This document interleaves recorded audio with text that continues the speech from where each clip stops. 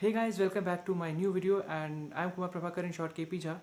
मेरे इस नए वीडियो में आप सभी का बहुत बहुत स्वागत है। दोस्तों, आज की ये जो कहानी है, ये कहानी है दो दोस्तों की जो बचपन से साथ में पले बढ़े, एक ही स्कूल में पढ़े, एक ही क्लास में पढ़ रहे हैं और बनारस में इनकी दोस्ती की मिसालें दी जाती है। जी हाँ, हम बात कर रहे हैं दो दोस्त मैथिली और अभय की। ये दोनों एक दूसरे को बहुत अच्छे से जानते हैं, बचपन से एक दूसरे के साथ पले बढ़े हैं, बहुत गहरी दोस्ती है इनकी। मैथिली की एक आदत है कि वो हंसी मजाक में अभय को चिढ़ाती है उसके क्रश के नाम पे। दरअसल वो क्रश और कोई नहीं बल्कि अभय की क्लासमेट है मानसी। दोनों 10वीं में है और मानसी मैथिली को ये बताती है कि वो कबीर को बहुत पसंद करती है और कबीर भी उसे बहुत पसंद करता है और दोनों एक दूसरे से शादी करना चाहते हैं, लेकिन उनके परिवार वाले मान नहीं रहे इस बात को क्योंकि वो दोनों अलग अलग जात से हैं। तो मैथिली ये बात अभय को बताती है और अभय और मैथिली दोनों मिलकर एक प्लान बनाते हैं कि कैसे कबीर और मानसी को उनके घर से बाहर ले जाया जाए और उनकी मदद की जाए। प्लान बनता है, अभय और मैथिली मानसी और कबीर को लेके मंदिर पहुंचते हैं और उन दोनों की शादी हो जाती है, कबीर और मानसी की। उसके बाद वो दोनों से और मैथिली और अभय कबीर मानसी को कहीं और शिफ्ट करने की सलाह देते हैं और वो दोनों वहाँ से चले जाते हैं। ये बात आग की तरफ फैल के कबीर और मानसी के घर तो पहुँचती ही है, लेकिन साथ ही साथ अभय और मैथिली के घर पहुँच जाती है। और अभय के चाचा, अभय के पिताजी को ये सुझाव देते कि मैथिली और अभय दूसरे को बहुत पहले से जानते हैं, उनकी दोस्ती बहुत गहरी है। अगर ऐसा ही चलता रहा तो किसी ने पता नहीं ये और क्या कर बैठेंगे। तो इससे बेहतर यही है कि अभय को किसी दूसरे शहर ले जाया जाए, इन दोनों को अलग किया जाए। तो अभय के पिता उसे दूसरे शहर ले जाते अपने साथ पढ़ने के लिए और इस बात की खबर मैथिली को भी नहीं पड़ती, तब तक नहीं पड़ती जब तक वो अभय के घर नहीं पहुँचती। मैथिली बहुत दिनों से ये देख रही थी कि स्कूल में उसका दोस्त अभय नहीं आ रहा था, तो वो एक दिन उसके घर जाती है तो उसे पता चलता है कि अभय कहीं दूर जा चुका है, बहुत दूर, और उसे ये भी नहीं पता कि वो है कहाँ।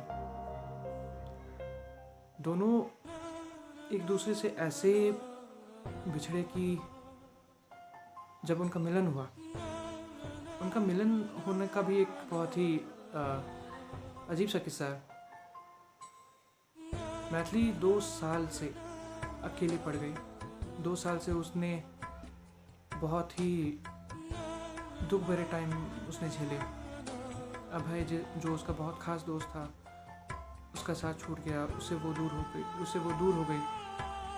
तो इससे बहुत ही गहरा सदमा मैथिली को लगा और इस दुख को वो अपने अंदर किसी तरीके से वो उस दुख के साथ लड़ जा रही थी।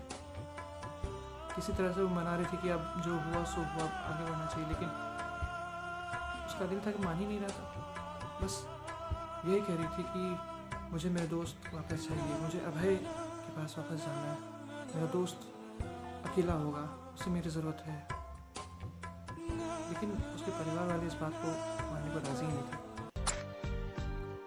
फिलहाल 2 साल बीते हैं और 2 साल बाद जब मैथिली पार्क में बैठी हुई थी तो उसने एक शख्स को देखा जो बिल्कुल अभय की तरह ही दिखता था और उसे लगा शायद उसे कुछ भ्रम हुआ, लेकिन वो ये कंफर्म करने के लिए कि ये शायद अभय ही है, वो उसका पीछा करती है। पीछा करते करते अभय के घर तक वो पहुंचती है तो देखती है वो शख्स उसके घर पहुंचा है, तो वो कंफर्म हो जाती है कि ये अभय ही है और वो चुपके से उसे इशारे से बाहर बुलाती है। दोनों मिलते हैं तो एक दूसरे को खुशी से, उनकी खुशी का कोई ठिकाना ही नहीं रहता। वो खुशी से एक दूसरे को इतनी ज़ोर से गले लगाते हैं और मैथिली उसे एक छाटा भी मारती है खींच के कि तुम आखिर बिना पता मुझे छोड़ के कैसे चले गए, तुम्हारी ज़रूरत कैसे हुई।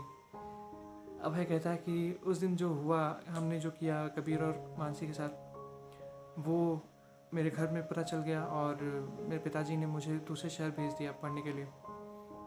आज मैं जब लौटा हूँ तो मैं सबसे पहले तुम्हारे ही पास आने वाला था और तुम मुझे यहाँ मिल गई। दोनों खुशी खुशी एक दूसरे को कस के टाइट हग एक दूसरे को उन्होंने किया। उनकी खुशी का कोई ठिकाना ही नहीं था, क्योंकि 2 साल बाद मैथिली का बचपन का दोस्त वापस आया। इतने मुश्किल समय गुजारने के बाद उनकी खुशी का ठिकाना ही नहीं था। और गंगा घाट के किनारे मैथिली और अभय बैठे हुए हैं। दोनों ये बातें कर रहे हैं कि कितनी बदल गई ये चीज़ें इन 2 सालों में। तो मैथिली एक वादा लेती है अभय से कि तुम वादा करो मुझसे कि कभी तुम मुझे छोड़कर नहीं जाओगे। हमारी दोस्ती हमेशा ऐसी बनी रहेगी और हम हमेशा एक दूसरे के साथ ऐसे ही खड़े रहेंगे। अभय और मैथिली ये वादा करते हैं कि दोनों की दोस्ती, दोनों दोस्त अब साथ में ही रहेंगे और ज़िंदगी की नई सिरे से शुरुआत करेंगे।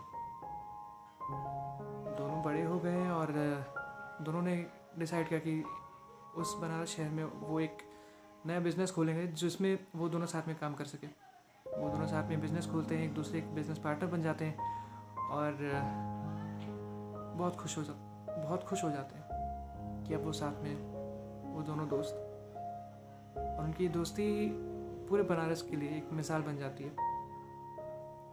तो दोस्तों, आज की ये कहानी यहीं तक थी। और आपका भी कोई ऐसा कोई दोस्त है तो प्लीज़ उसे मेंशन कीजिएगा कमेंट बॉक्स में और उसे थैंक्स ज़रूर कीजिएगा, क्योंकि वो इतने मुश्किल समय में आपके साथ खड़ा रहा है या खड़ा रही है, तो उसे एक थैंक्स तो बनता ही है। इसलिए उसे कमेंट बॉक्स में ज़रूर मेंशन कीजिएगा। और तब तक के लिए हम मिलते हैं नई वीडियो में। वीडियो अच्छा लगा तो प्लीज़ इसे शेयर ज़रूर कीजिएगा फैमिली फ्रेंड्स के साथ, लाइक कीजिए, और अगर तक आपने सब्सक्राइब नहीं किया चैनल तो प्लीज़ इसे ज़रूर सब्सक्राइब कर दें। और ऐसे ही कंटेंट्स मैं आपके लिए लाता रहूँगा। तब तक के लिए मिलते हैं हम नई वीडियो में और आपसे वहीं मुलाकात होगी। Stay safe, stay healthy.